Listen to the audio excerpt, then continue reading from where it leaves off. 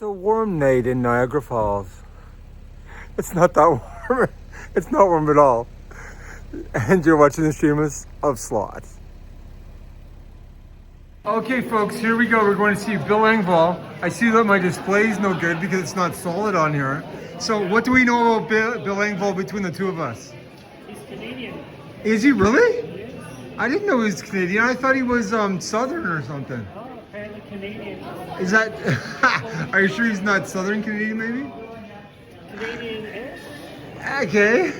And what do you know in total about Bill Engvall? That he's been on the Johnny Carson show. Ah, there you go. Okay, folks, here we go. We're going to see Bill Engvall. We don't know if he can video today, but all right, we'll see what we can do.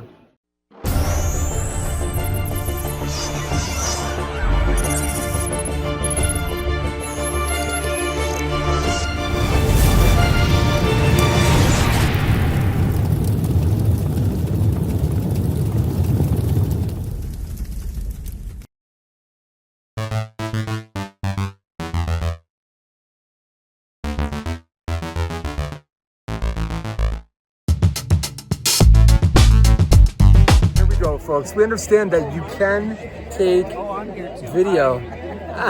We know. We know? Yeah, that you're here. No, we don't know. AI knows.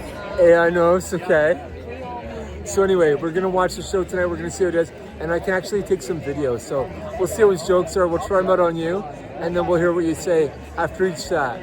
So we'll ask questions beforehand. Take care. But I think I know. So, thank y'all for coming out here. I was just telling the guys backstage, I go, this is a nice crowd for a Thursday. And then I thought, it's because it's so freaking cold, nobody wants to be here. Just put us in a room that's warm. Thank y'all for coming out. We're going to have fun. I'm in a kind of a goofy mood tonight. Because this was last night I was in Florida.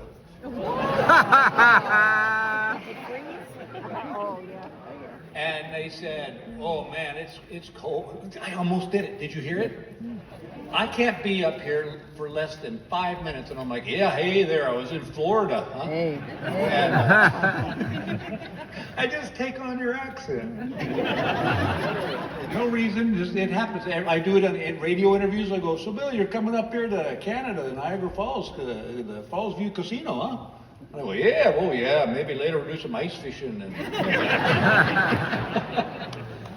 So, anyway, so I was in Florida last night, and they were griping because it was 40 degrees. I'm like, shut up. So last night, we got to tell you. All right, so here's the way the show's going to go tonight. Think of it like we're driving down the freeway. And every once in a while, for no reason, I'm going to take an off-ramp.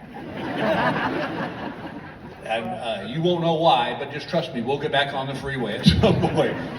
But so last night, I finished the show in Florida, and I went back to the hotel, and I went to bed.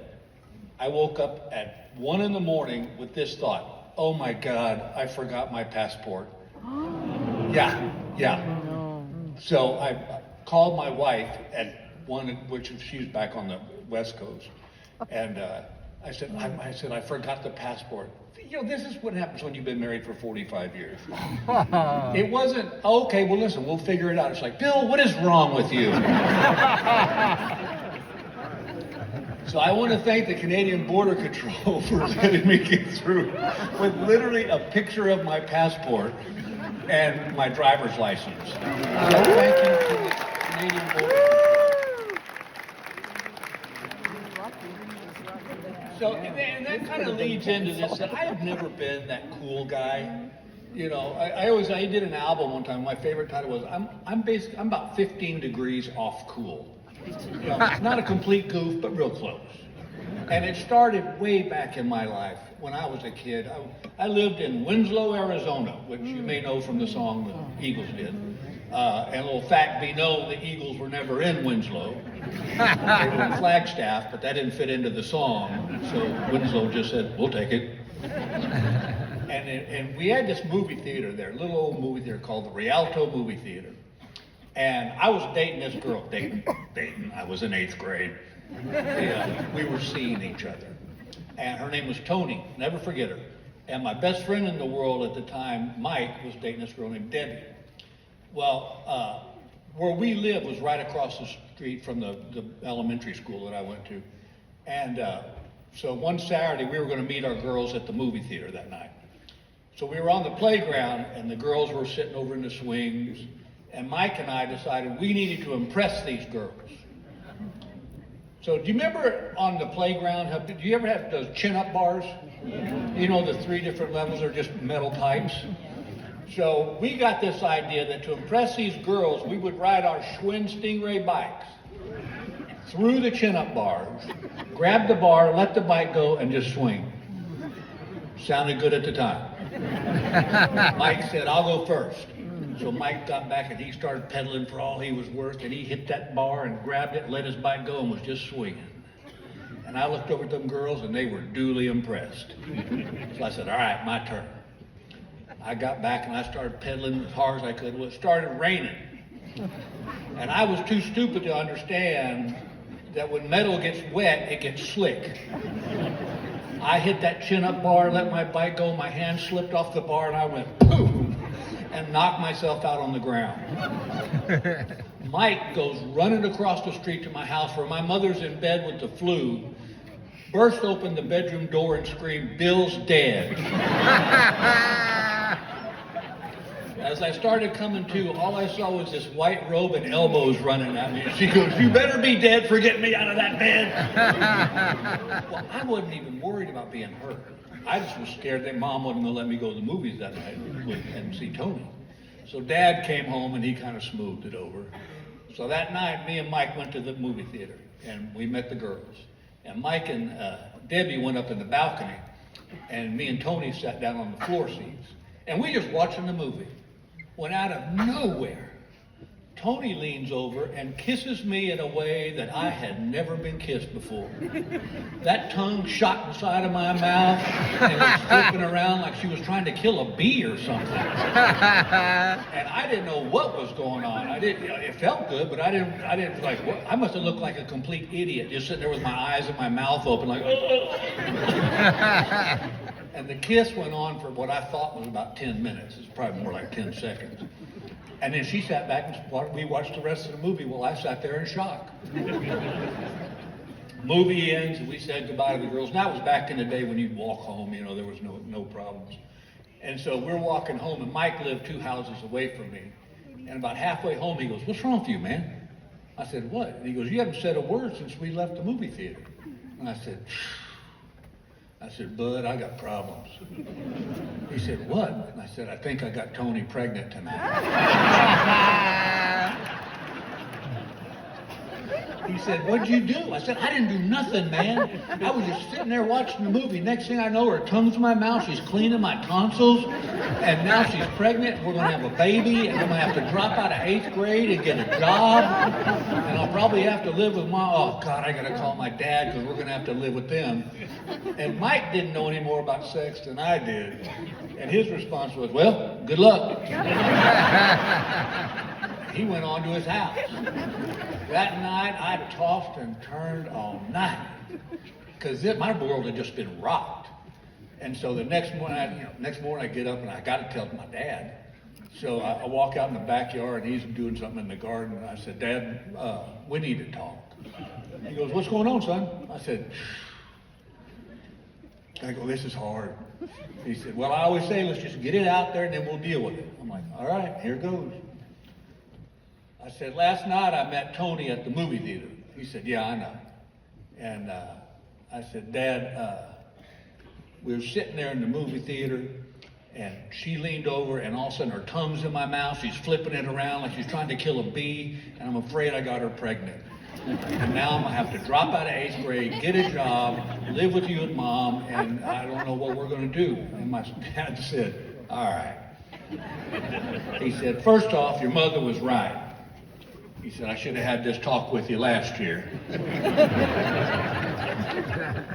And he said, second, you didn't get her pregnant. And I said, Dad, I'm pretty sure I did. And he goes, well, I'm damn sure you didn't. And if you did, we're going to be richer than King Midas. You were a medical miracle. And so that summer, we were playing Little League Baseball. And me and Mike were on the same team.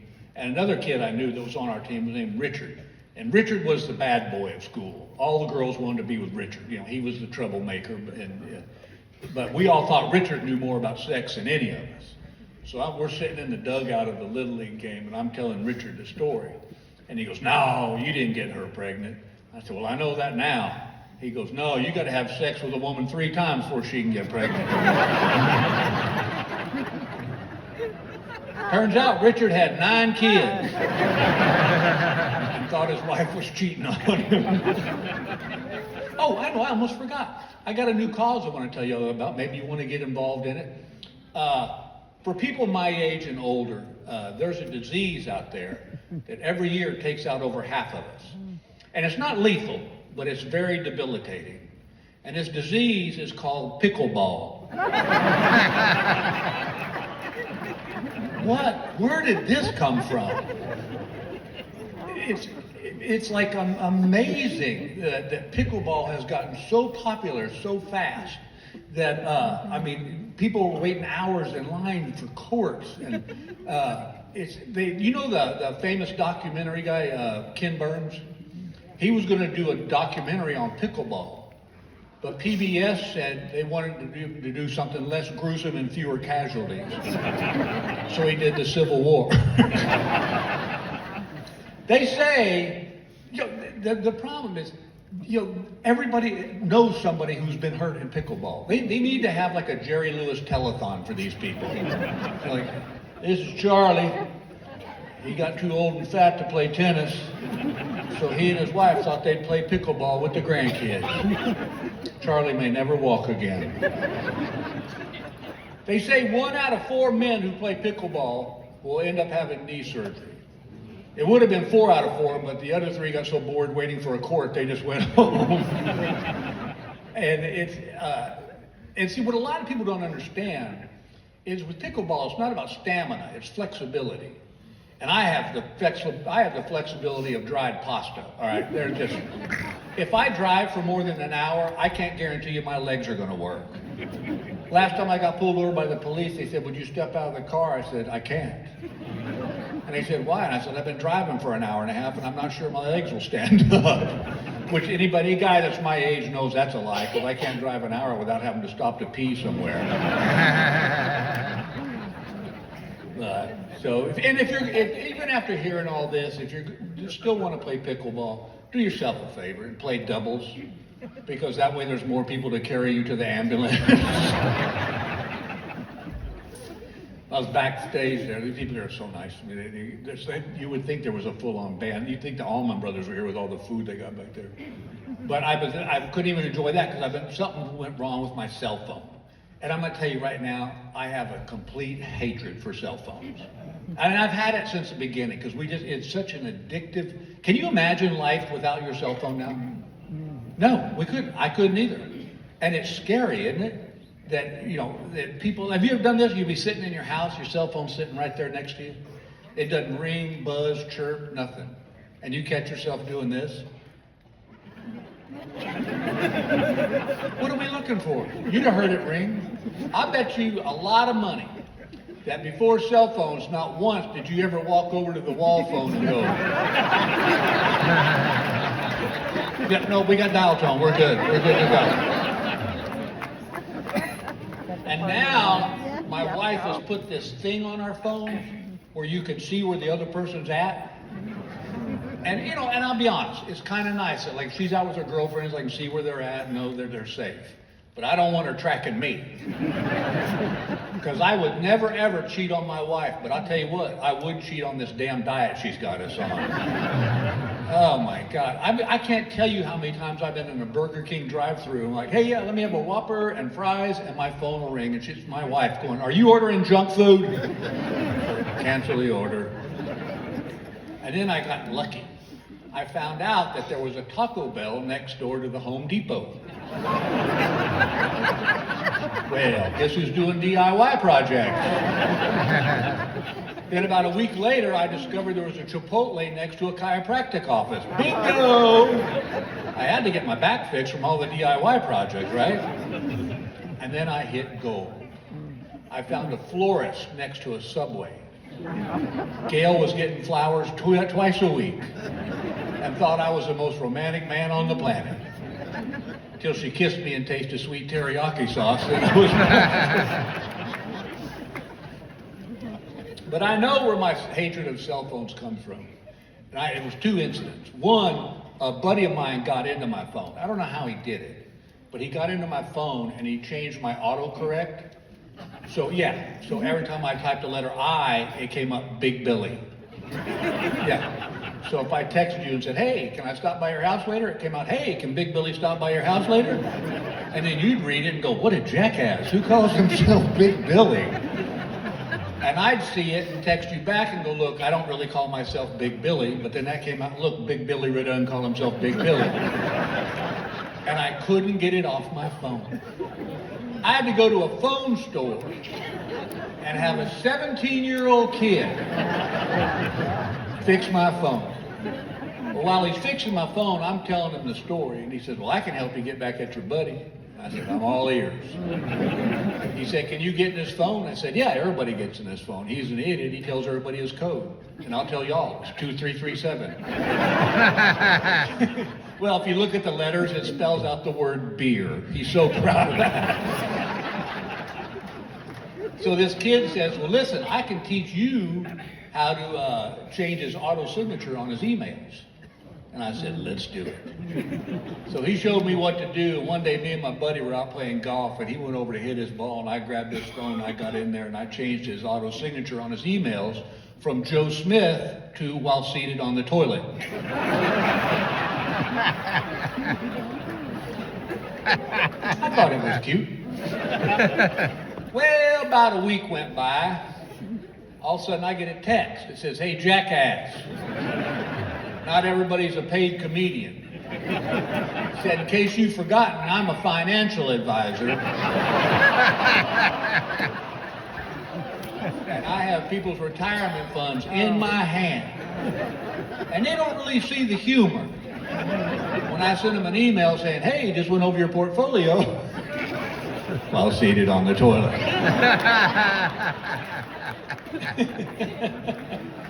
So I texted him back and said, well, Big Billy apologizes. The other one, and this one was awkward. We were getting new cell phones, and I told my wife, Gail, I said, you got to set them up. I'll mess it up. She goes, don't worry, I got it. So she sets up our cell phones. But when it got to the contact information, instead of putting my name, Bill Engvall, she put my lover. She thought it'd be cute when she's out with her girlfriends and I called her and she goes, oh, look, my lover's calling. Well, what I didn't know is that when you forward your contact information to someone, it don't change. So what happened, we were getting ready to sell our house. And we discovered that there was some mold in the crawl space of our basement. So Gail said, look, I found this mold guy, you deal with it. I go, I'm all over it. So I called the mold guy out. He comes and sprays the basement. Well, we sold the house, and the couple that bought the house discovered there was still some mold in the crawl space of our basement. So I called the mold guy back. But what I don't realize is he has left his phone at the golf club he belongs to, and I guess the manager of the club found Sam's phone and realized it was Sam's. Put it in his coat pocket, waiting for Sam to get down the road a piece, realized he'd left his phone, come back and get it. Who chooses that opportune moment to call but me? His lover.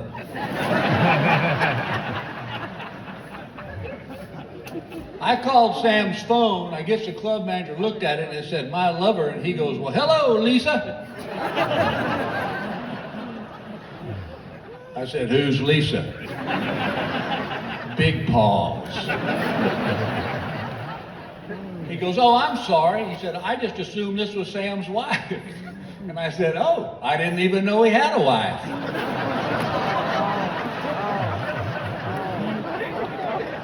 Oh, it gets better. I said, he's just a fellow who services me.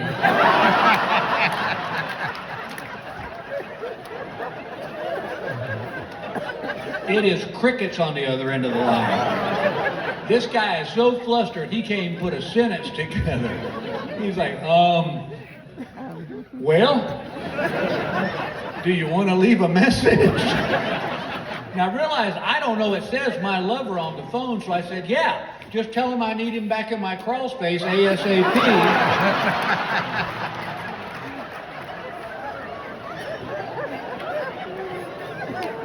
I said, he'll know what that means.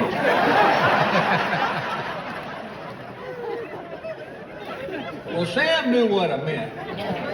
The club manager had no idea. Poor Sam had a lot of explaining to do.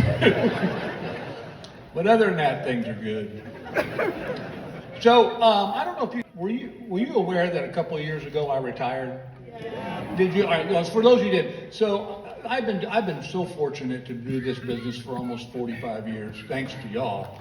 Y'all, you've been the best fans on the planet. And so I decided I was ready to retire. And my wife said, "Are you sure?"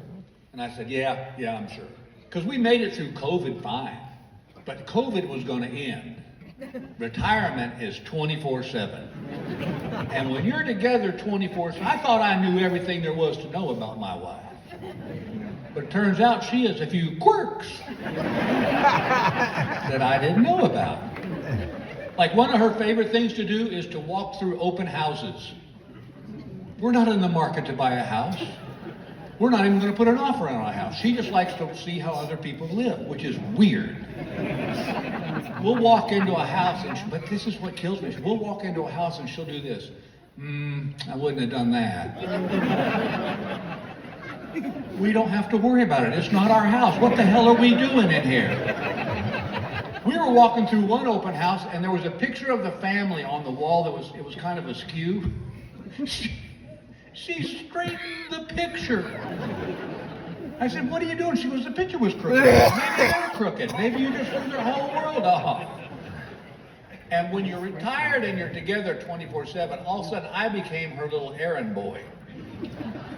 One day she told me she wanted me to go pick up a pair of shoes that she bought on Facebook Marketplace.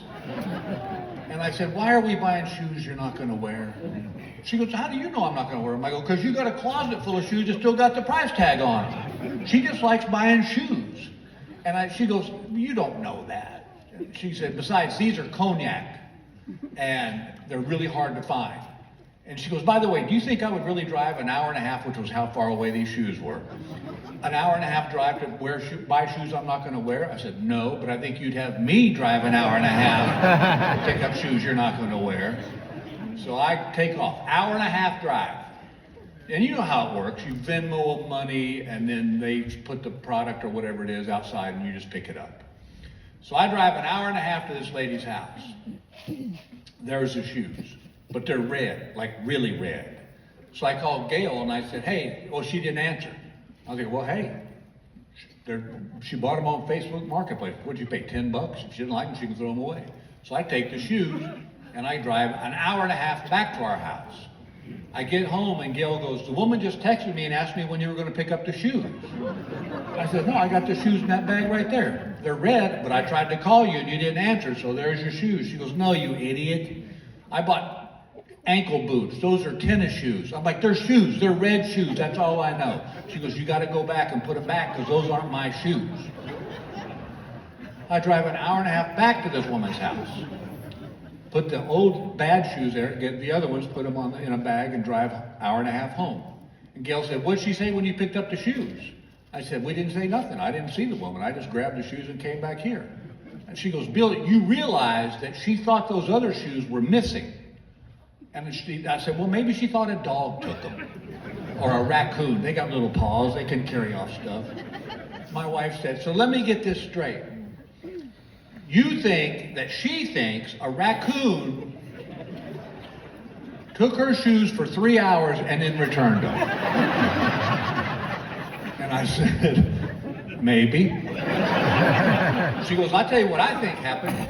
She went out there to get her shoes and they were gone, so then she checked her Ring camera and looked at the video and said, my God, Bill Engvall's stealing my shoes. And she probably told her friends about it, and they all laughed at her till she showed them the video, and they all went, "Oh my God, Bill Engvall stole your shoes. What does he want with a pair of used women's shoes?" This happened several months ago. Guess what? She had more than those shoes once. But that's what happens because you know, I'm there, and I'm doing nothing, so she has me do all her stuff.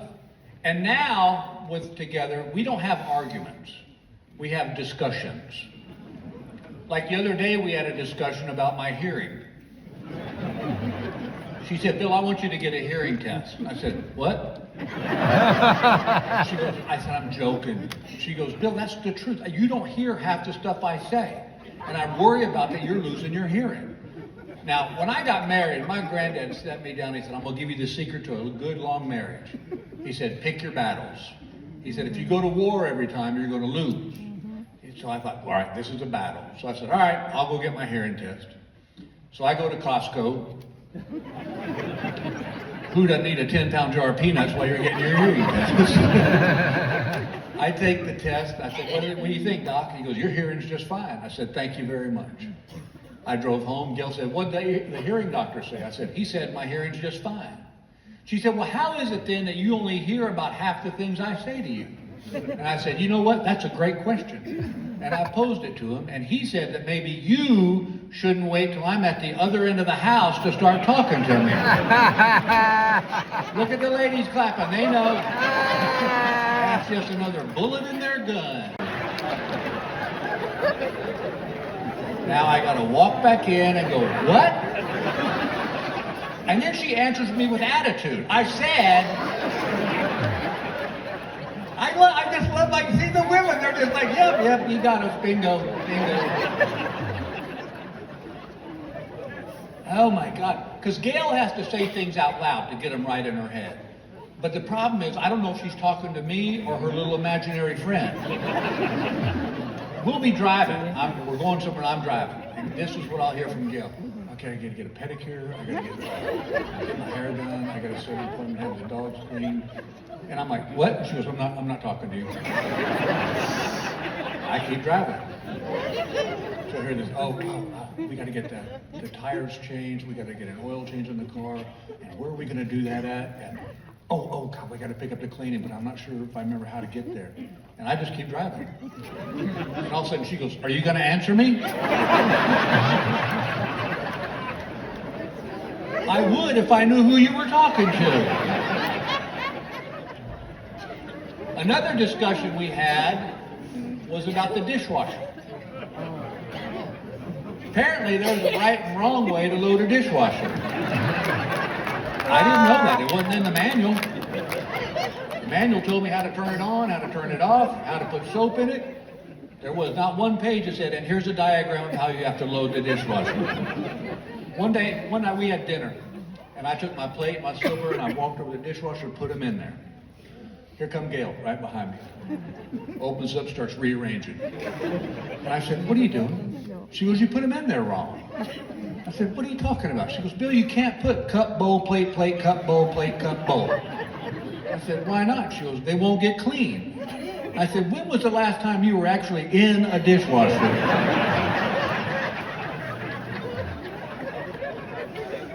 This is what happens. And that's when I knew I had to come out of retirement.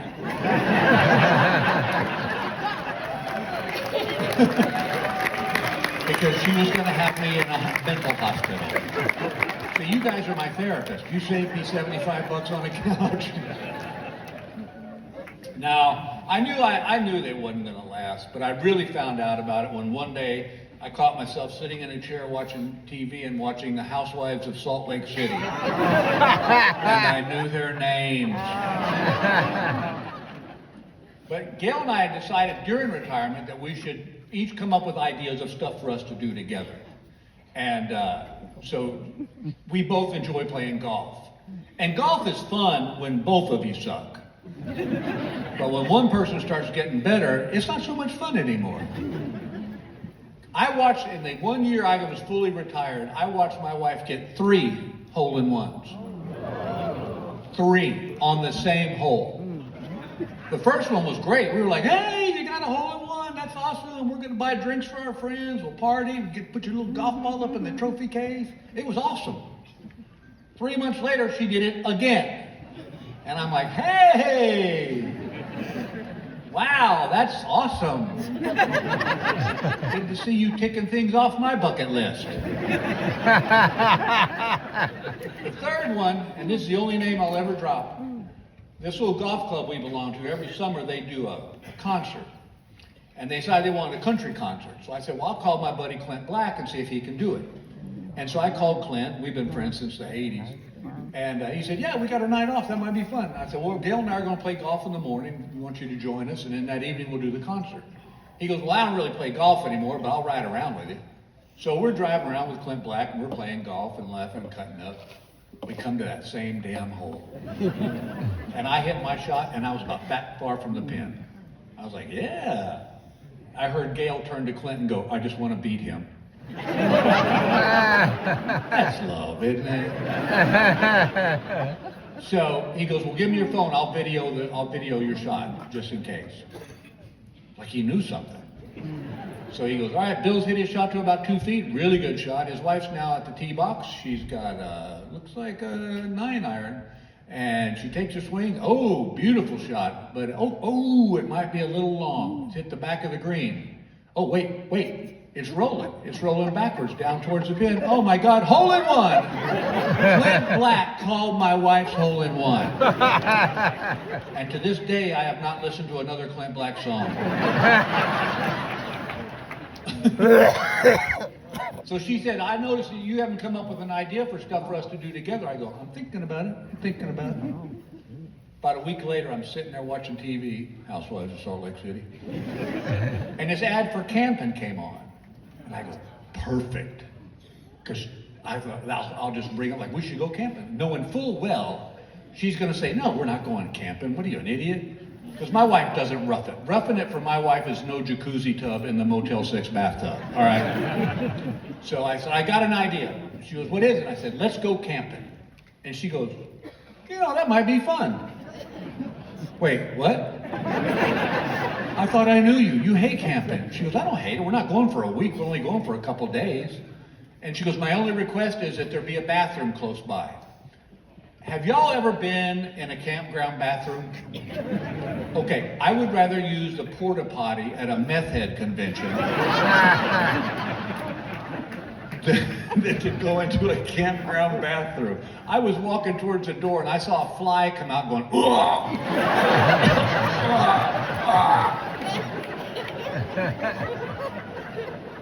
Well, we don't have any camping gear. So I go to my neighbor, I'm telling him we're going camping, and he gives me a tent and an air mattress and some cooking stuff. So we get to the check-in place at 4 o'clock, check-in at a campground. Have you ever met a camp host? Do they have those up there, the people that just live at the campground? Yeah, those are people who've just given up on life. I'm checking in, the woman goes, I said, anything I need to know? She goes, just don't shoot your guns. Okay. So we get to the camp spot. There's a bathroom not too far away. And I start trying to put this tent together. This ought to be an Olympic event. I used the F word so many times that a guy at the next campsite came over and said, let me help you out. And I said, thank you. And he goes, no, it's just that my 5-year-old's now using the F word thanks to you. So we get the tent set up. So then I pull out the queen size air mattress because I wanted her to be comfortable, right? Have you ever, there was no foot pump, there was no generator. I had to try to blow this queen size mattress up by mouth. Have you ever tried to inflate something for so long that you get that pain behind your ear right there? You know what that's called? A stroke. You're having a stroke. So I finally get the mattress blown up and I put it in the tent, and it's about 6, 7 o'clock at night now. I said, let's have some dinner. Gail goes, you know what we ought to do? We ought to get Chinese food from DoorDash. I said, have you lost your mind? We're camping. There's no DoorDash out here. Besides, I brought hamburger patties. So I'm cooking the patties, and I'm thinking about that commercial, the family. They were so happy. They were just kayaking and hiking, and Dad was playing guitar. And we're finally settled in, and we're laughing and having a good time. till I started cooking the hamburger patties. And everything was going good till I went to flip them and they both fell over into the ashes. So now I'm trying to scrape ashes off hamburger meat, which is not very tantalizing. And Gail just looks at me and she goes, let's just start drinking. So we start drinking vodka and wine mixed. And we're just kind of sitting there trying to figure out what we're going to do because it's gotten dark now. And when you're camping and it's dark, day's done. You're not doing anything else. Well, I thought back to that little commercial and there was, oh my God, after about 6 hours, I'm like, just do it for God's sake. For 5.5 hours, this is what I heard. I'm like, oh my God, is there some kind of like frog Viagra or something? The other thing they don't tell you is that when the frogs stop doing their deal, the birds start chirping because the sun's coming up at 5:30 a.m. And I love birds, but if I had a gun, I'd have shot every one of those SOBs. So we go to bed, and what I didn't realize too was the air mattress had a pin-sized hole in it. So it was good for about 6 hours. And then you're just lying on the ground on a flat tarp that like a murderer uses to roll his victims up in so they'll not get anywhere. So we're up now and Gail goes, just give me a cup of coffee. I go back to the car and I'm like, forgot the coffee maker, and Gail goes, get in the car or we're getting a divorce. This is the woman I thought would say all this stuff. So we put everything back in the car. We haven't even changed clothes yet. And we're saying we're just going to go home. As we're driving out of the campground, who drives past me? DoorDash! But I should have known this was not going to work. We're not good travelers. We're stay-at-home people. And like years, when my son was, it was his fifth, I know it was his 5th birthday. So when my son was young, his 2 things in life, all he cared about was trains and cowboys. So we decided for my son's 5th birthday, what we would do is take an RV trip to the Grand Canyon and then go to Mount Rushmore and then come back down. So I find this RV, which I thought stood for recreational vehicle. No, it stands for Ruins Vacations. I rent this RV from this guy and I drive it. Now this is when we lived in LA. And I drive the RV back to our house. I've never driven an RV in my life, but I'm a guy and we think we can drive everything. And I did pretty good with it first. So I get the RV in front of the house, turn the key off, take the key out, and I went, oh, that's weird, the motor's still running. Yeah, I'd never heard of that. So I put the key back in, turned it on, turned it off, took the key out, motor's still running. And I'm thinking, well, gas mileage is gonna suck if I can't turn this motor off. So I called the guy I rented it from, thinking he's gonna say, oh, there's a switch you need to turn on. He goes, woo, never heard of that. I said, well, it's happening. I rented Christine, all right? He goes, did you take the battery cables off? I go, dude, I can't take battery cables off every time a kid's got to go whiz somewhere. He said, well, all right, bring it back. Because Gail, and by the way, Gail had already loaded the RV. Our kids, everything we needed, and our dog. We had a German Shepherd at the time. And so he said, just bring the RV back, we'll exchange it, and you can be on your way. Now, we were supposed to leave LA at 9 o'clock on a Friday morning. It's now about noon. So we get back to the RV place, and he goes, I got to get the odometer readings. And before I can say, hey, there's a dog on there, he pops on like Mary Poppins, turns the corner, and all I heard was, it looked like he was shot out of that RV. He goes, oh my God, all I saw was teeth. So we finally get everything exchanged, we get it loaded up. It's now 5 o'clock on a Friday in LA traffic, and I'm driving an RV. Not a good mix. People are honking at me. I'm flipping off both windows. I'm just tired of it. Now, we had to drive to Williams, Arizona, which, if you're not familiar with, from LA to Williams, Arizona is about an 8-hour drive. And then we got to catch the Grand Canyon train so we can go take my son up to the Grand Canyon. So we drive through the night. We get to Williams, Arizona at 6:30 in the morning. The train leaves at 7. So we get on the train, the conductor goes, all right, it's about a 2-hour run up to the Grand Canyon, so just sit back and relax. I went, thank God. And I said, I'm just going to take a nap. As soon as I laid my head back, all of a sudden I hear, woo! We heard it's some hombre's birthday today. I'm like, oh, Jesus. I'd forgotten that we had set up to have the train robbed.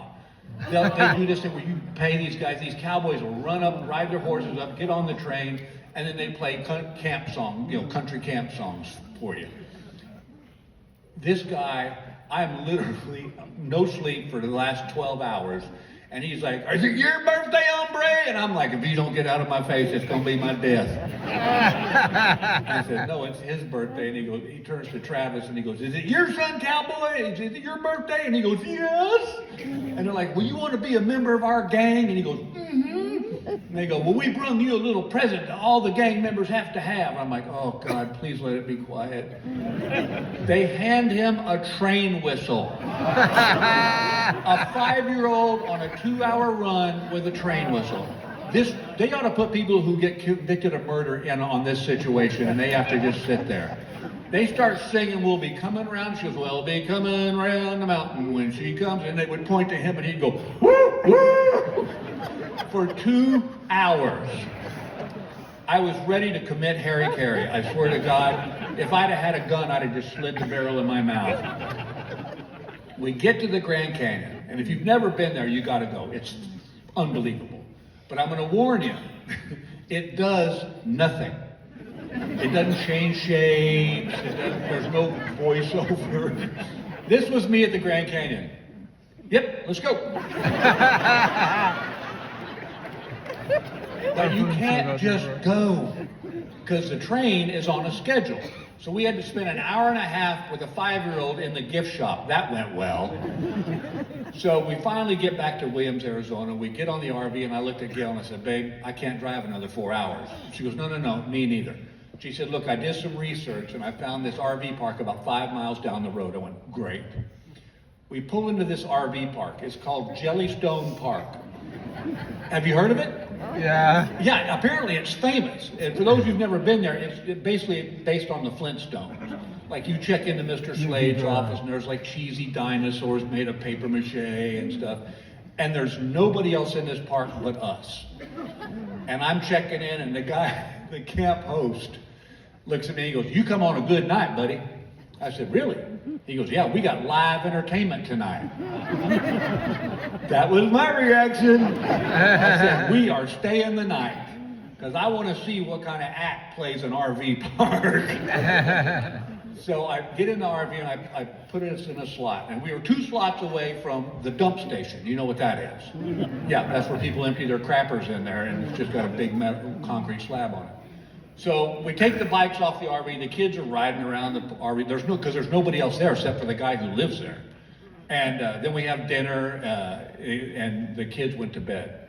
Gail breaks out the lawn chairs and the vodka and wine. And we're sitting there just kind of laughing about the day and how crazy it was. When all of a sudden I see these headlights start coming down the road. And I'm like, it's a camper truck. And it's the entertainment. He pulls his camper truck in front of on the side of the crapper thing, the dump station, and he starts setting up.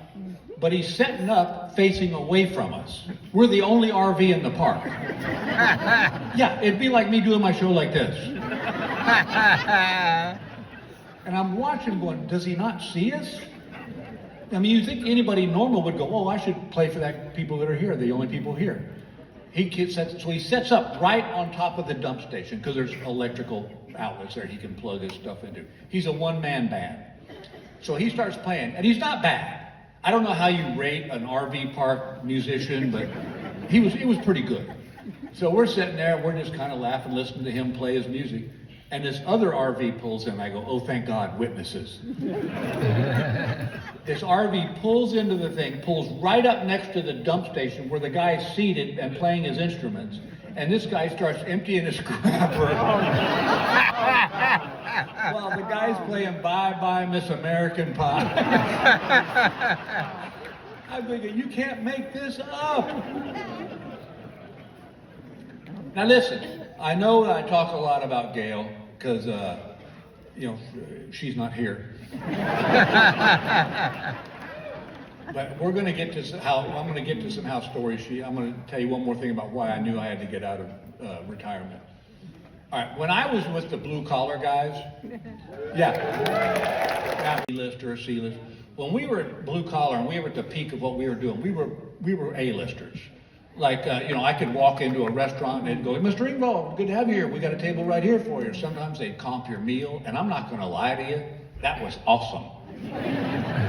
When I retired, I dropped from an A to about a D as far as celebrity recollection, all right? I'll never forget this story. I was flying down to see my sisters, and I had a layover in Dallas, Fort Worth. And I hadn't had anything to eat all day. And when you're a D-lister, you kind of have to explain your career to people because they don't really understand. A-listers, they know it all about. So I went out, walked up to one of these little chicken shack places in the airport. And there was an older woman and a younger girl working the chicken shack. And I said, hey, could I get a chicken sandwich, please? And the older woman turns around and looks at me and goes, oh my God, I can't believe you're standing right here. And she looks at the little girl and she goes, do you know who this is? And the little girl went, no. And she goes, yes, you do. He was with the blue collar guys. You remember that? And she goes, I'm sorry, I don't. I go, blue collar to this girl was a color in her crayon box, all right? And she goes, oh, he was on Tim Allen's show. He had his own show. You remember that? She goes, I don't really watch TV. And the girl, oh my God, I can't believe you don't know who's standing right here. And she won't let it go. And I'm just like, can I just get a sandwich? Well, a line has started to form behind me. And this lady just won't let it go. I'm like, could I just get the sandwich, please? She goes, oh my God, you did the here's your sign. Here's your sign. You know that he did. She goes, I'm sorry, I don't know who you are. I go, it's okay. And I hear a guy in line behind me go, who is it? And the guy behind me goes, Jeff Foxworthy.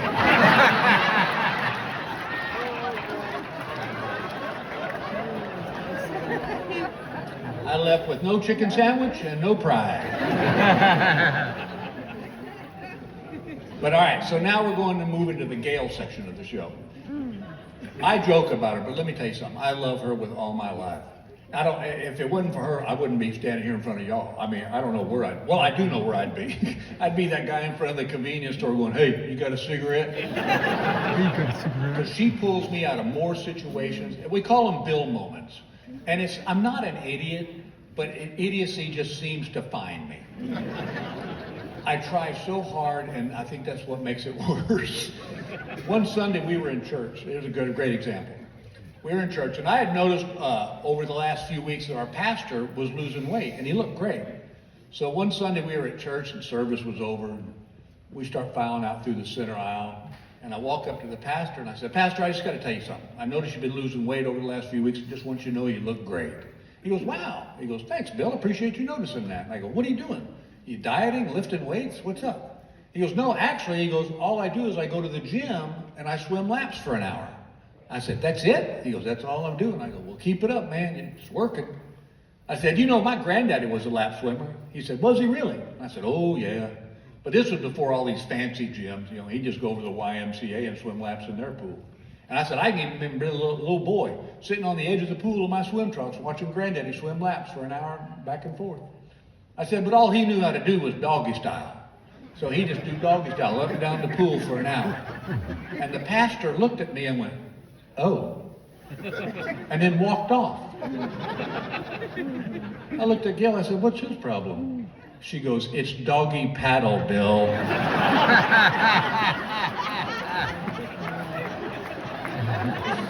Tomato, whatever. So where we live in the mountains of Utah right now, and about 2 winters ago, we had a great western horned owl sitting up in the eaves above our front porch. And he was there for like 6-8 weeks, long enough that Gail named him. She goes, I'm going to call him Ollie. I go, you can call him whatever you want. He ain't going to come to you. It's a wild animal. She goes, he's Ollie the owl. I'm like, oh, good. One day Gail said, hey, Ollie's sitting out in the driveway. I go, that ain't normal. Owls don't just sit in people's driveways. So I walked to the front door and looked out the window. I'm like, yeah, he's sitting right there. And so she goes, do you think he's hurt? I go, I don't know. He looks kind of weird. He's like he's kind of drunk. And she said, well, call the Utah Fish and Game people, Fish and Wildlife. So I call the Utah Fish and Wildlife office and I go, hey, I got a great western horned owl in my driveway, and he's not moving. The guy goes, well, that doesn't sound good. I go, yeah. I said, can you guys come get him? And they go, well, we don't really do that. I said, it's in your title, Fish and Wildlife. He goes, nah, I know, but we don't do that. It'd be like going to a tire store and the guy goes, yeah, we really don't deal in tires.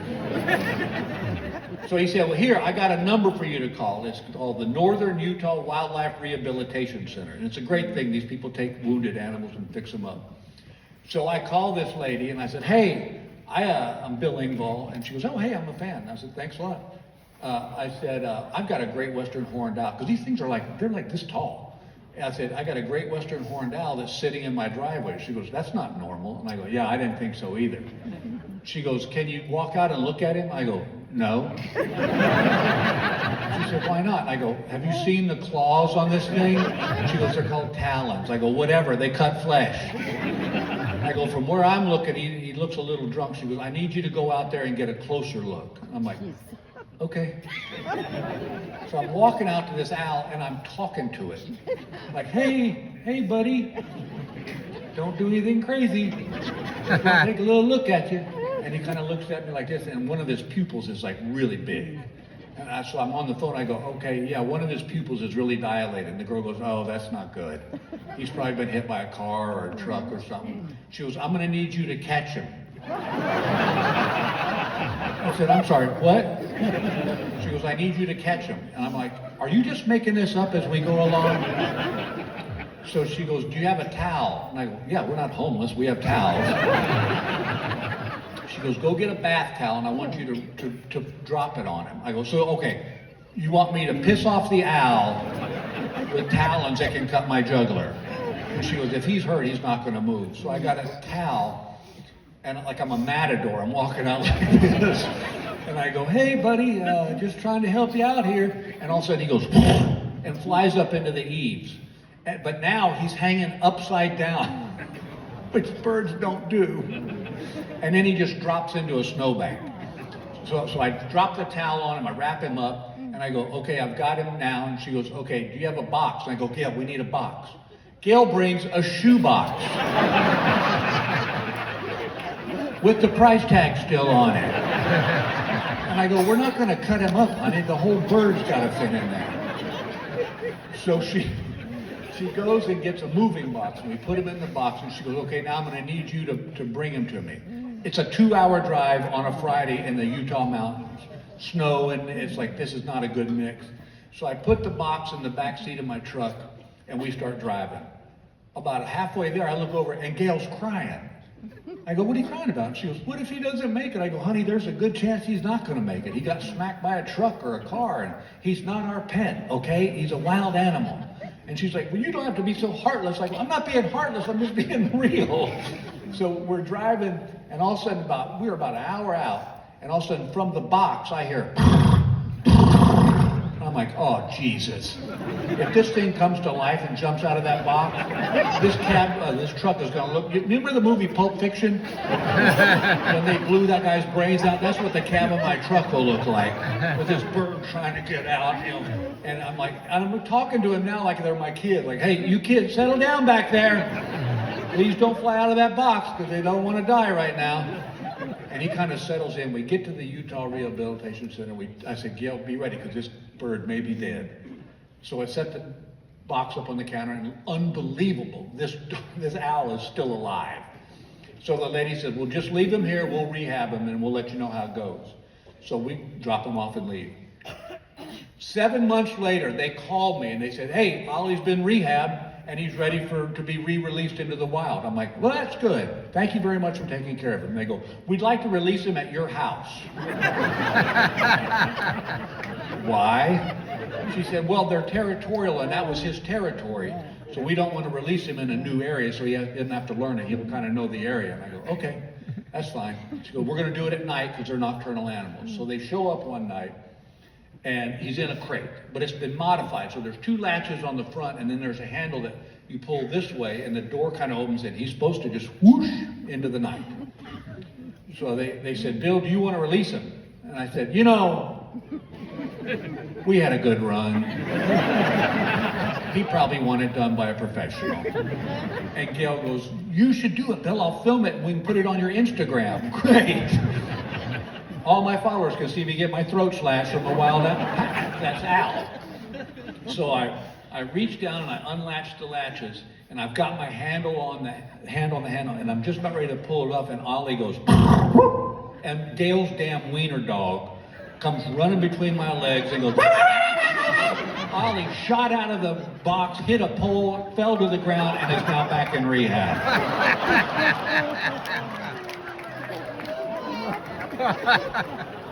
This is what I deal with. It's like where we live up in the mountains, there's a little golf club I mentioned that we belong to. And it's great. There's 18 holes. Nobody drives a car. Everybody walks, and there's wildlife all over this thing. It's really beautiful. And they have a little golf league that we joined. Well, one day, another Bill moment. One day we were playing, and on the 12th tee box of this golf course, there's a sign that says, caution, aggressive goose, give wide berth. And it's the truth. There's a goose that when you hit your ball in the fairway and start walking down the fairway, he comes up off the pond and chases people off the fairway. Remember that when you were a kid, that neighbor, that grouchy old get off my yard guy? That's what this goose is. Well, we were playing in a little event they were having, and we walked up to 12th tee box, and I looked at that sign, y'all, and something just hit me wrong. I said, Gail, read that sign. She goes, caution, aggressive goose, give wide berth. What, it's been here since we joined. I go, this is what's wrong with our country. She goes, what? I said, we're rewarding this goose for his bad behavior, which is what we do now. We don't punish people, we reward them for their bad behaviors, and this is what we're doing with this goose. And she goes, can you just let this go? And I go, no ma'am, I can't let this go, because this is not about me, this is about America. And sometimes you gotta do stuff you don't want to do. And she goes, whatever, Lady Liberty. So we hit our tee shots, and we're walking down the fairway, our clubs are on our shoulders, and we're walking, and sure enough, we get about halfway down the hole, and here come that goose off that pond. And he looked at me and went, and I went, and I swear I saw him go, all right, let's do this. And he goes, and I went, and then he started running at me, which I gotta be honest, I wasn't really ready for. I remember thinking, oh my God, I'm gonna have to kick this goose. But you know what? This isn't about me. This is about America. And sometimes you gotta do things you don't want to do. So I said, all right, come on, Mr. Goose, let's play. I was good at kickball. I'll be damn good at kick goose. And I'm about to waylay this goose when he starts flying at me. I didn't realize the run was just him getting up to speed. Now he's flying right at my face. And I'm like, what the hell? And I'm leaning back and my clubs pull me to the ground and this goose dive bombs me. He's flapping. And I'm like, Gail, get him off me. She goes, I can't. I'm peeing my pants.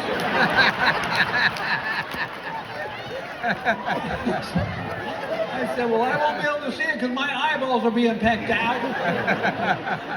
I'm wrestling a goose. I've got him by the neck. We're rolling around on the ground. There's craps all over my brand new golf shirt. And I finally threw him off me, and from behind me on the tee box, I heard, you did it for America, Bill.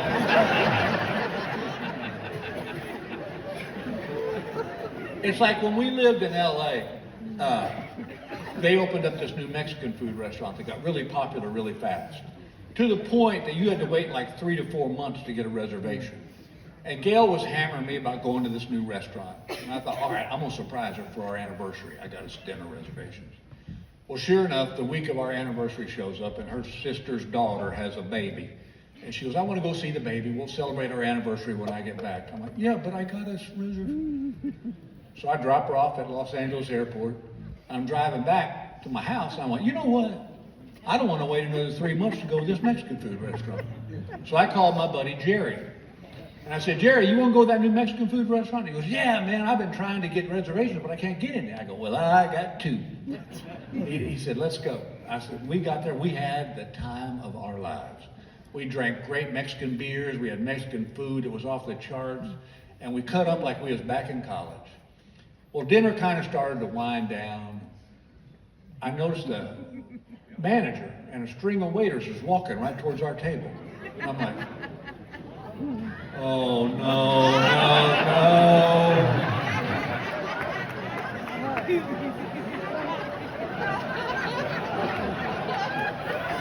When I made the reservation, the young lady said, "Is this a special occasion?" And I said, "Yes, ma'am, it's my wedding anniversary." And she said, "Well, for $75, we'll create a special dessert for you and your wife. The mariachi band will sing y'all a Spanish love song." And I remember thinking, Gail Engvall will love that.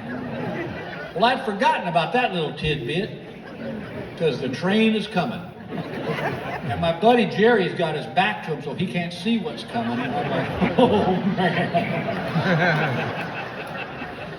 They surround our table and my friend's like, what the hell's going on? The manager somehow produces a gong out of his jacket and goes, wang! And turns to the entire restaurant and goes, ladies and gentlemen, would you please join me in wishing the Engvalls a very happy wedding anniversary? And my buddy Jerry's like, what the hell, man?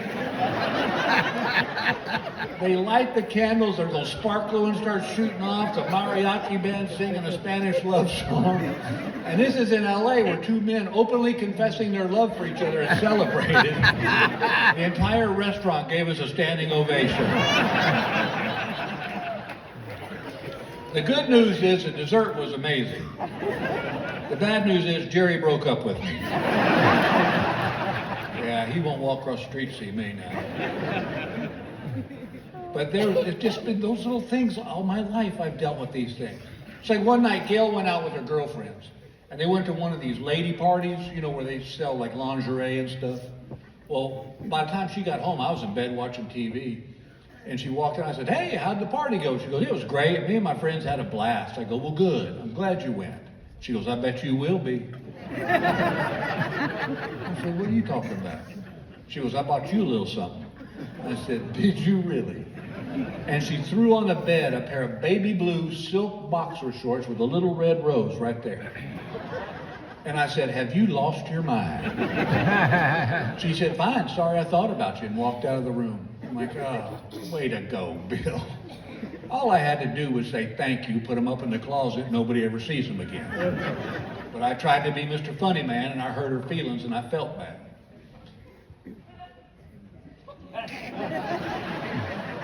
I put them on.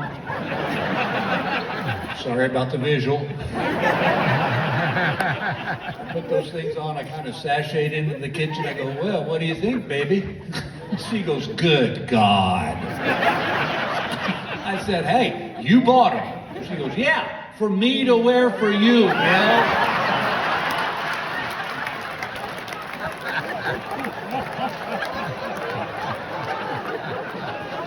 Whoops. Let's just say the words hanging out didn't quite cover it.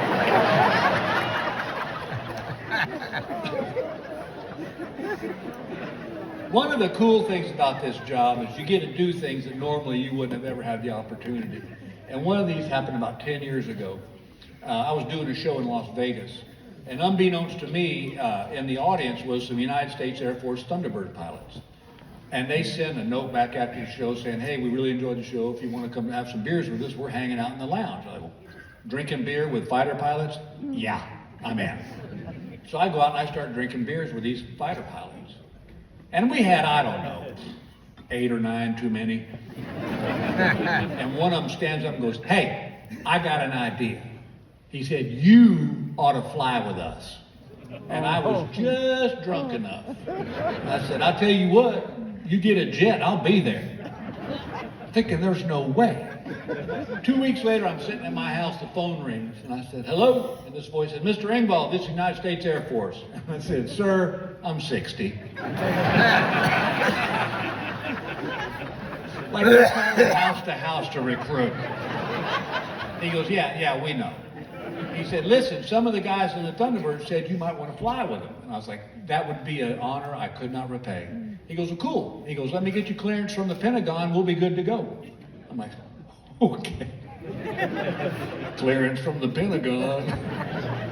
I'm sure somebody at the Pentagon looked at my application and went, Engvall. That's a comedian, right? Yeah. No. They somehow got me clearance. I showed up at Nellis Air Force Base just outside of Las Vegas, and y'all, it was like out of the movies. The jets are flying in formation over the base. The colonel salutes me, says, Mr. Engvall, it's an honor to have you fly with us. And I'm just like, shut up. He goes, do you feel the need for speed, son? I don't know why I said this. I said, I drive a scooter.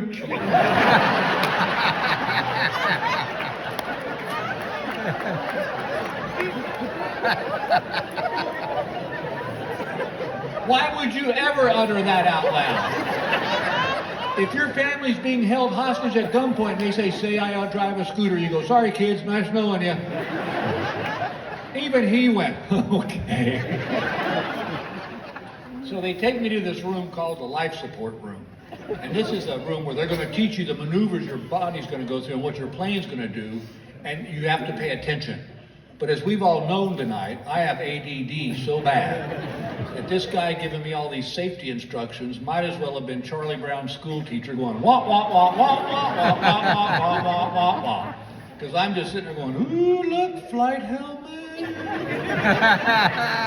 Oh, shiny object. All of a sudden he goes, now, if your pilot says the words eject, eject, eject, and I'm like, wait. That wasn't in the brochure. He said, Bill, it could happen and you need to know what to do. I'm like, oh, Jesus. He goes, if you hear the word eject, there's a yellow and black handle between your legs. He's got one, you've got one. You hear the word eject, you grab that handle and you jerk it straight up as fast as you can. And I went, okay. Probably not going to be able to do that. He said, why not? I go, 'cause I'll be wiping myself. He said, well, you better grab it, son, because here's what's going to happen in a period of 3 seconds. There's a mortar rocket underneath your seat. Oh, awesome. I got a big old bullet pointed right at my butt. He said, the mortar rocket will fire off, your seat will eject from the plane, your chute will open, you'll float to the ground like a feather. And I said, yeah, from a bird that's just been hit by a hand grenade. What the hell are you talking about? All of a sudden, in walks my pilot, and these cats are Joe cool. It's not even fair how cool they are. They got good hair, they got that chiseled chin, they got that cool walk like it's in slow motion. He walks, he goes, Mr. Engvall, I'm your pilot. I want you to relax.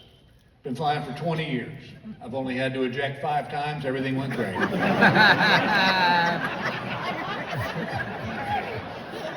I said, hey, Colonel Math, that's not that good of odds. He goes, I'm just kidding, I've never had to eject. Oh, great, I got the funny pilot. What kind of sick joke is that? Then they put me in my flight suit. Oh my God. I look good. It fit like a glove. I got the United States flag here, the Thunderbird patch here, the Air Force patch over here. They gave me a flight helmet with the nickname Tex. Shut up. And he goes, I'll tell you how good I looked. Even Gail went, And then I ruined it by going, y'all sell these in the gift shop, Ronnie Chan? No. So they start putting this other suit on me. I said, what's this? They said, this is your G suit, Mr. Engvall. They said, you're going to pull 9 Gs today. They say, you pull 9 Gs, we're going to give you a little lapel pin that says 9 Gs, and not everybody's got one of those. I don't know what 9 Gs is. I went to public school. For those of you who don't know, 9 Gs is like getting the snot beat out of you for 15 seconds. Now here's the difference between a man and a woman. You tell a woman, ma'am, you get snot beat out of you for 15 seconds, we'll give you a little pin. You know what she says? Keep your pin. Guys, we're idiots. You tell us we get the snot beat out of us for 15 seconds and you put a gold sticky star on our forehead, we're like, let's get it on! I said, well, how's it work? He goes, it squeezes your thighs and your torso and forces blood back up to your brain. He said, that's why people pass out during a G maneuver, Mr. Engvall, because the blood drains from their brain. And I'm thinking, oh, jeez. With my size brain, please. A good poop, I'm on the tile floor.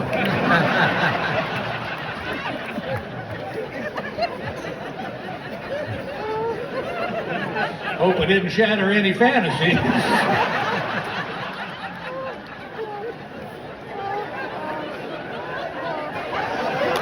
I'm sorry. That is my favorite. favorite joke.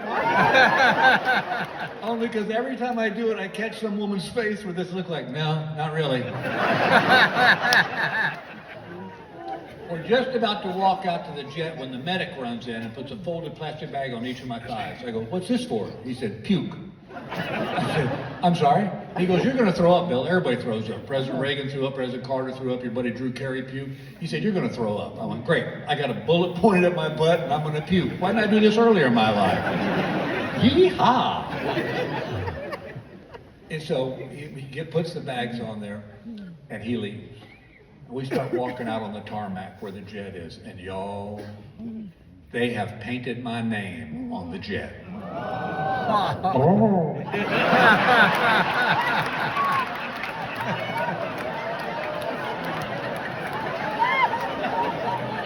Well, it was more like, but you got it, you got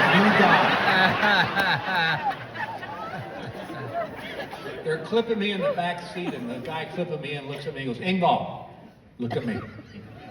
Don't throw up.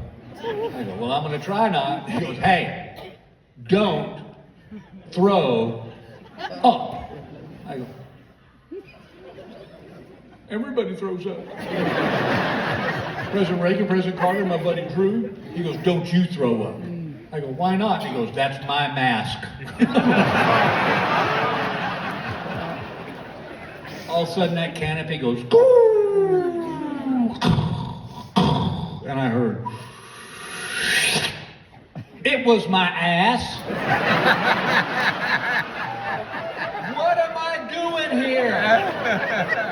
I don't even like roller coasters. I'm sitting in the back seat of an F-15, and then Dork Bill shows up. I don't know what came over me, but I thought if I don't talk like a pilot, this jet won't work right.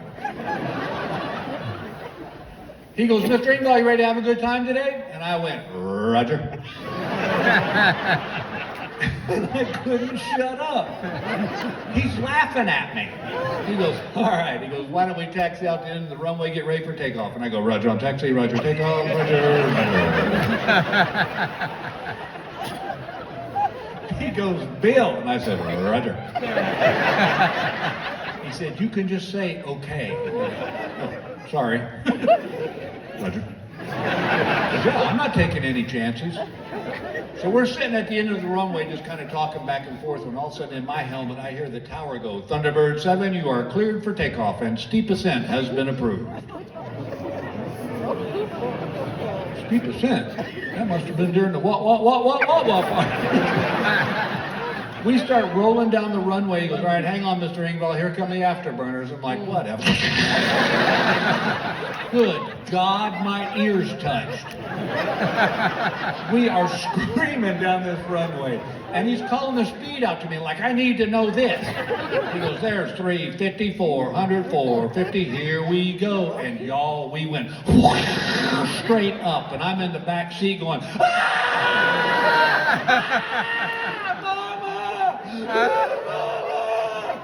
He pulls out of it and he goes, you're right back there? I go, what the hell was that? Roger. He goes, let's do a barrel roll. I don't know what a barrel roll is. He cranks that plane over, he goes, I got vomit right there. But I can't throw up. Because for me to puke, this is what would have had to have happened. I'd have to gag, pull a plastic bag off my leg, open it up, puke, tie it off, put my mask back on, put my mask back off, put it back, put it on. I ain't got that kind of time. All I'm thinking is, please don't kill me up here. He goes, I want you to get an appreciation for how fast we're going. I said, how fast are we going? He said, 600 miles an hour. And I said, I appreciate that. He said, no, let's find a car. And I said, are we going to shoot it? He goes, no, but with another object, I'll get going next to it with another object. You can see how fast we're going. I go, is that legal? He goes, I don't know, but it's fun. Now, we're doing these maneuvers in a place called Death Valley, which, as you know, is a valley of death. And I don't know why this man was driving his station wagon through Death Valley that particular day, but I know this, he won't do it again.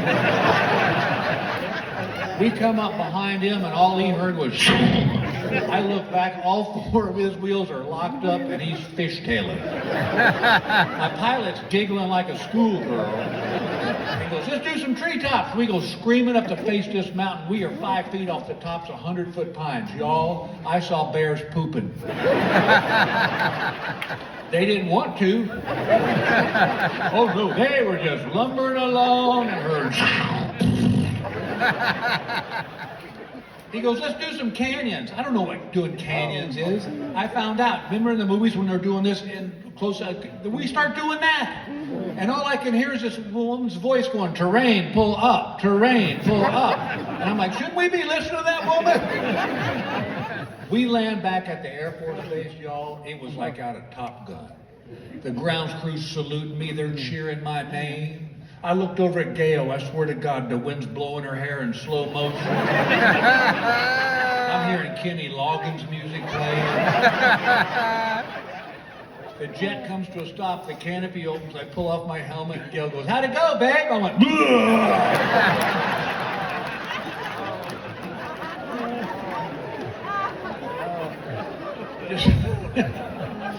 just a big old dork.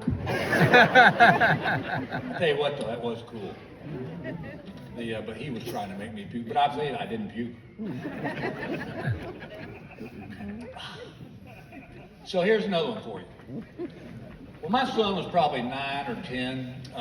For his birthday one year, I got him a pocket knife. Now, any guy in this room will tell you that when your old man gives you a pocket knife for your birthday, that's more than a gift. That's a rite of passage. And it was just a little Swiss Army knife. It wasn't anything big.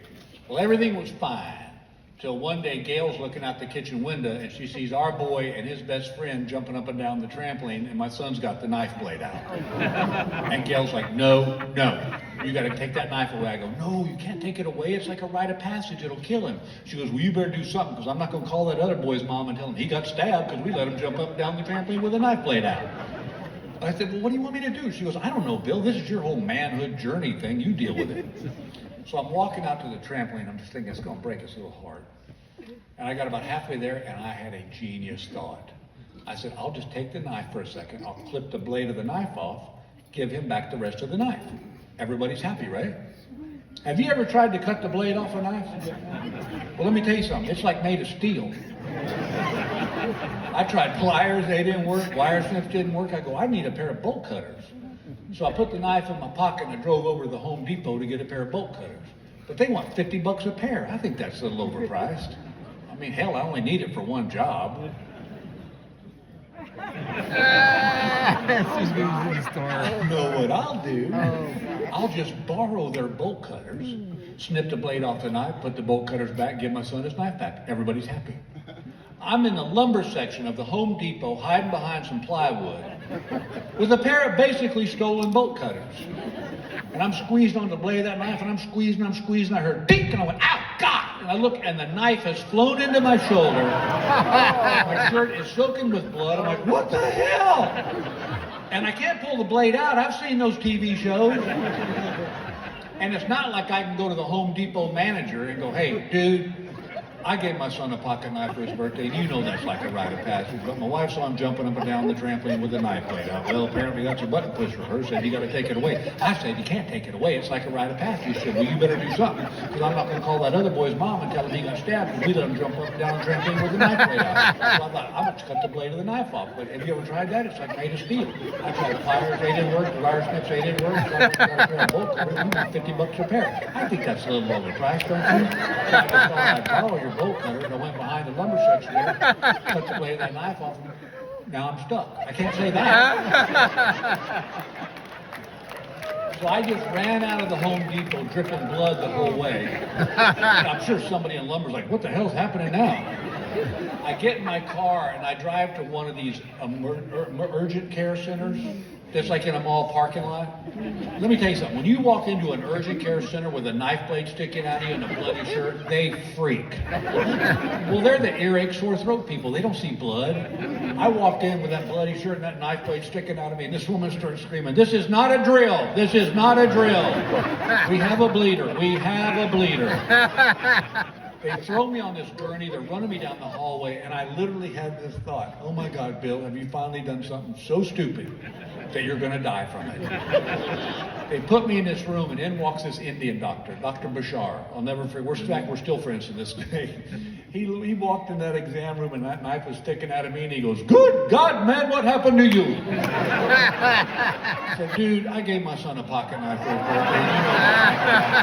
My wife's son jumping up and down the trampoline with a knife like that. Well, apparently that's a button push for her, so you gotta take it away. I said, you can't take it away, it's like a rite of passage. He said, well, you better do something. I'm not gonna call that other boy's mom for raising a staff because he doesn't jump up and down the trampoline with a knife blade out. So I thought, well, I know what I'll do. I'll just cut the blade of the knife off. But good God, it's like made of steel. I tried pliers, they didn't work, wire snips, they didn't work. I said, I need a pair of bolt cutters. I went over to Home Depot there and get a pair of bolt cutters. They want $50 a pair. I think that's a little lower price, don't you? So I thought I'd just borrow the bolt cutters. I went behind the lumber section and snipped that blade off that knife, but it stuck me in the shoulder. He goes, you are the dumbest man on the planet. He said, you're like that dog that chases the bird in the cartoons. I said, Wile E. Coyote? He goes, you are Wile E. Coyote. It took him an hour and a half to sew me up. Not because the cut was very big, but because he kept laughing. And every nurse that walked by, he'd go, please, please. You got to meet the dumbest man on the planet. I know, it's like he's making it up, but he's not. Then I had to tell Gail why there's a $700 charge on our visa. And she's like, what is wrong with you? I go, whoa, this is basically on you, sister. She goes, how do you figure? I go, if you just let him jump up and down the trampoline, everything would have been fine. But no, you get to throw a big hissy fit. Now look, I got a scar. I guess I won't be a model. Thanks. 2 weeks later, I'm at the archery range. I'm shooting my bow and arrow. I got little field tips on my arrows, and I shot at this target for about an hour. I got tired, put the bow and arrow in the back of the truck, and drove home. Pull up in my driveway, I got the bow and arrows in my hand. I look down, and right there is one of my son's old basketballs just laying in the dirt. And I thought to myself, wonder if a fella could shoot an arrow through a basketball. I took an arrow, I drew back. Okay, y'all. I could have done this 10,000 times and I'd have popped that basketball. But because I had field tips on my arrows, when the arrow hit the basketball seam, it hit it so perfectly, the arrow shot straight back up and the knock laid my cheek open right here. I got a flap of skin hanging, I'm bleeding. I walk in the house and Gail's like, what the hell? I said, his basketball was right there. You know what? You tell me what grown man wouldn't have looked at that basketball and thought to himself, wonder if I could shoot an arrow through a basketball. She said, I'll tell you who, Bill. Nobody. Nobody but you. Good God, you are going to put me in a home, I swear to Christ. I said, you think we can finish this later? I'm feeling a little lightheaded right now. So she gives me a dish towel. I'm holding it against my face. It's soaked with blood. She's driving me to the hospital. Of course, the whole way there is just tick, tick, tick, tick, tick, tick, tick, tick. And I kept thinking, why couldn't the arrow have hit me in the ear?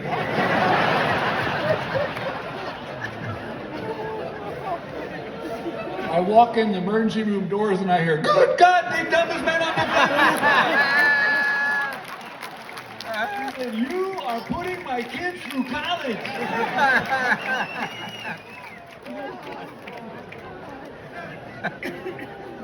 It's like where we live right now. Behind our house is about a 40, 50 acre plot of woods. And on the other side of that is another neighborhood, but I don't know those folks.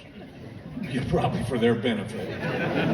Well, my next door neighbor, Phil, he puts a game camera out in the woods behind our house, and he takes pictures of the deer and elk and bear that walk through there. And then he posts it on his Facebook page. Well, one night I got an idea. Wait for it. I thought it'd be funny if I got a Bigfoot outfit. Come on, that's genius. I'd get that Bigfoot outfit and I'd walk in front of his game camera like.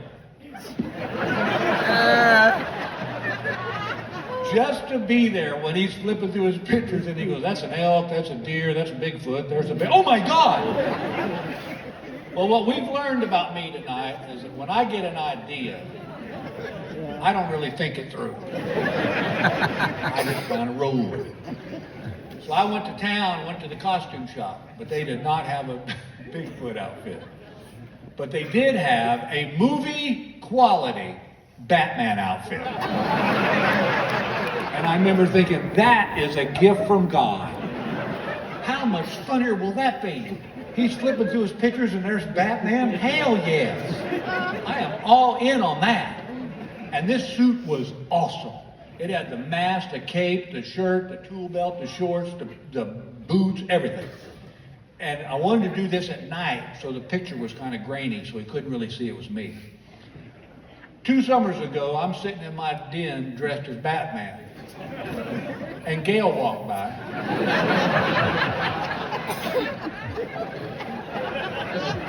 And I could tell by the look on her face, she did not conceive of what was going on. She said, I'm scared to ask. And I said, okay, this is awesome. I go, you know how Phil puts those cameras in the woods behind the house? She goes, yeah. I go, well, I thought it'd be funny if I got a Bigfoot outfit. And she goes, Bill, no. And I'm like, I said, I went to the costume shop. They did not have a Bigfoot outfit. She goes, thank God. I said, but they had this bitchin' Batman outfit. And I thought, how much funnier will that be? He's flipping through his pictures, and there's pictures of Batman. She goes, Bill, this is going to end bad. And I go, could you just not poo-poo everything you hear for once in your life? I go, this is funny. I know funny. It's my job. On a scale of 1 to 10, this is 15. She goes, I'm not going to be able to talk you out of this, am I? I said, no. And I said, but I'm waiting for it to get dark so the picture will be kind of grainy so he can't really see it's me. And she goes, okay. She goes, wait a minute. She goes, it's only 6. It don't get dark for another couple hours. Why are you dressed like Batman now? I said, that is a great question.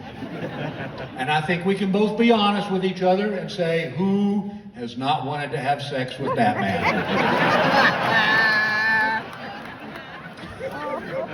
She goes, not only no, but hell no. I said, why not? She goes, oh, I'll be happy to tell you why not. She said, let's say we do this and I kind of get into it. She goes, where does it stop? I said, I don't follow you. She goes, yes, you do.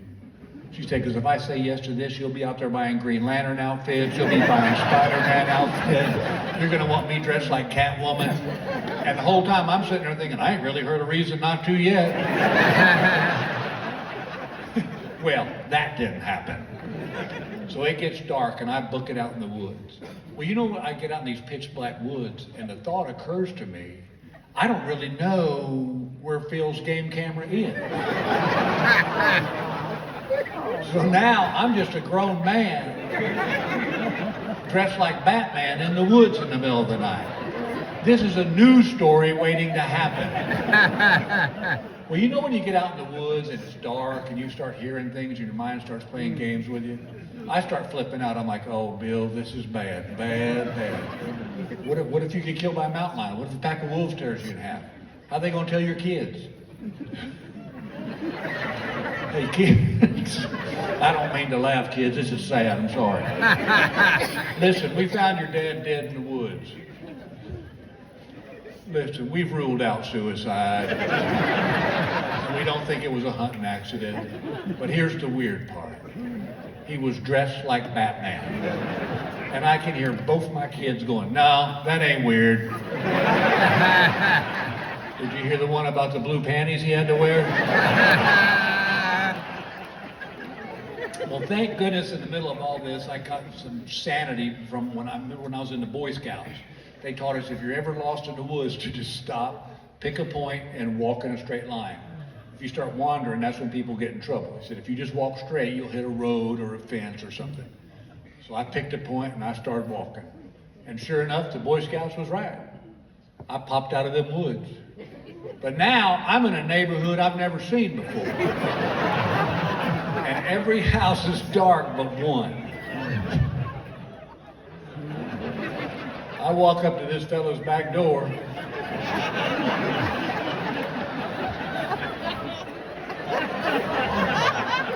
He opens the door. I said, look, man, I'm not crazy. I'm not a psycho. He goes, no. You're just a grown man dressed like Batman in my back door in the middle of the night. I said, look, buddy, my neighbor puts a game camera in those woods back there, and I thought it'd be funny if I got a Bigfoot outfit and walked in front of his game camera. But I went to town, they didn't have a Bigfoot outfit, but they had this bitchin' Batman outfit. And I remember thinking, how much funnier would that be, right?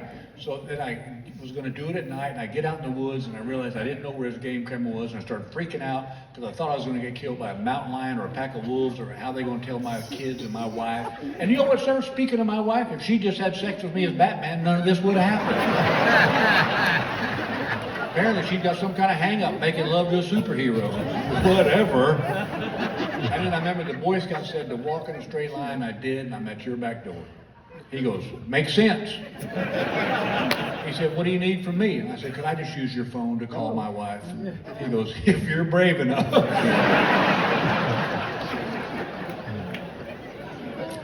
Now, ladies, sweet little ladies, as men, if we've done something stupid, trust me, we know we've done something stupid. Am I right, fellas? As a matter of fact, ladies, we beat ourselves up pretty good about being that damn dumb, don't we, fellas? So, ladies, we don't really need the lecture that you all feel is necessary to ice this stupidity cake, because trust me, we're going to eat it anyway. I called the house. This is how Gail answered the phone. What happened? How about hello? That's how normal people answer their phone. Hello. She goes, what happened? I go, okay. I got out in the woods and I started freaking out because I couldn't find Phil's game camera, and I thought I was going to get killed by a mountain lion or a vampire or whatever lives in those godforsaken woods. And how are they going to tell the kids and you? And you know what? Speaking of you, again, this is on you. If you just had sex with me as Batman, everything would have been fine. And then I remember the Boy Scout said, if you're ever lost in the woods, just stop, pick a line. I did, and I'm at this guy's house, and I need you to come get me. This is what she said. I don't know where the bat keys are.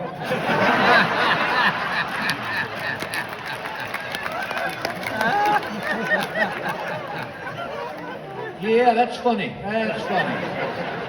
So you think you can come get me, funny lady? So did you leave him in the bat cave? Because you know you're always changing the code. You're freaked out like the Riddler's going to get in there and steal your stuff. I don't really understand it. I go, could you just come get me, please? She goes, did you try Robin? I'm like, let him go, lady!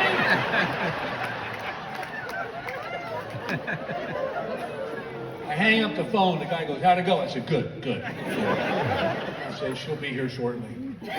So we're sitting in this guy's den and not a word is being said.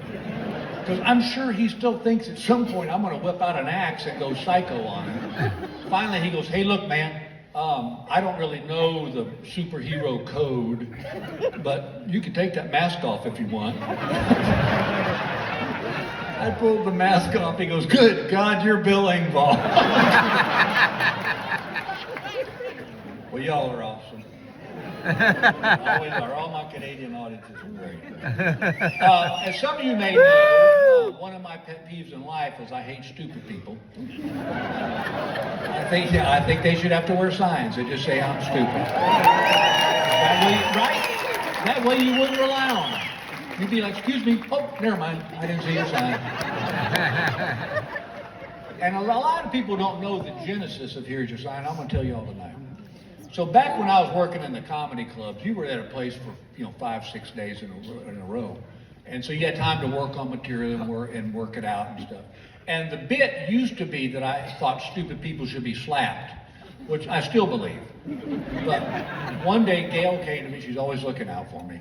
She said, "You don't look like the kind of guy that walks around slapping people." So I started working on this idea of a sign that just said I'm stupid. And before I would go to a show, Gail and I would literally tie string around these little signs that people could hang around their neck, and I would sell them at the end of the show. And I'd sell them for $1 a piece or 2 for $5.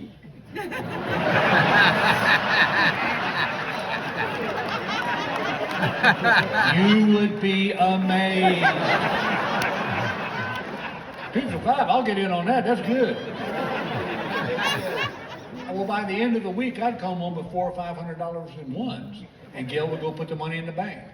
one day she come home from the bank, she goes, all right, you got to stop selling signs. And I said, why? And she goes, because the bank thinks I'm a stripper. Only in my dreams. And it just kind of, you know, when Travis Tritt came out and sang that song with me, and it just exploded. And it's to this day, 45 years later, it's still going, which is crazy. And, you know, that's a whole here's your sign bit. And for those of you who may not know what it is, it's just basically a dumb answer to stupid questions. You know, smart aleck answer to stupid questions. And when I do interviews, people ask me, they'll go, what's your favorite one? And I always go back to this one, that I was doing a corporate job down in Pennsylvania for this company, 84 Lumber. It was their Christmas party. And they had it at this resort that had a private airstrip, and they flew me in on a private plane. But there was one light on the end of this runway so they could see where it was. When we landed on that jet on that runway, a deer jumped out in front of us, and we smacked this deer. Horns went one way, antlers, hooves, everything. And we get out of the plane slid off the runway, and we were all fine, we didn't get hurt. But I called Gail, and I said, you're not going to believe this. I go, we just hit a deer with our airplane. And she goes, oh no. Wait, were you on the ground?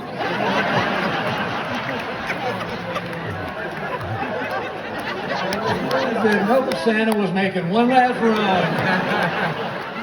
Here's your sign. I was doing a show last night in where was Florida, and I had to stay the night. And so after the show, I went back to the hotel and walked up to the little girl at the front desk, and I said, could I get a 6:30 wake-up call, please? She said, do you want me to call your room?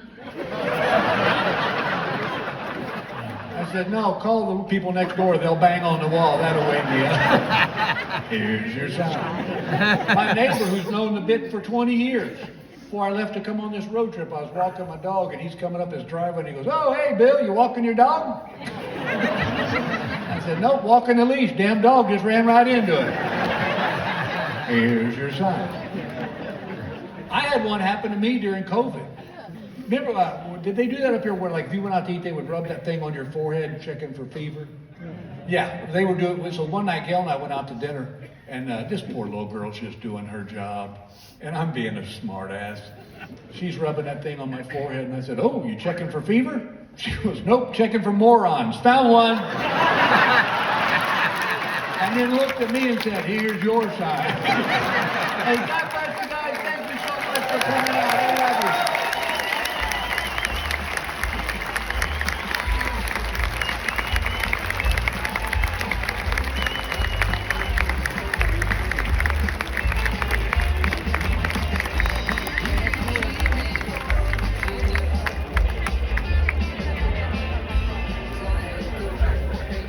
Folks, until next time, we'll see you all soon. Take care from the Shamus of Slots.